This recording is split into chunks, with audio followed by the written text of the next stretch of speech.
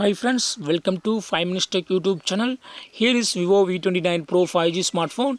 In this video, you will learn how to block unknown numbers in your phone Vivo V29 Pro 5G. First of all, go to this call button and go to this three vertical dots and click on settings there, and here select blocked numbers, and here just you can block calls from unidentified callers. Okay, just to turn on this button so that calls from unidentified numbers will get blocked. Okay, if you would like to block some particular number, click on add a number here and type the number that you want to get blocked. Okay, so here I just type number to be blocked 9894393789 and click on block, and this will be blocked. Okay, so in this way you can easily add more numbers. Okay, so if you know some of the numbers that you get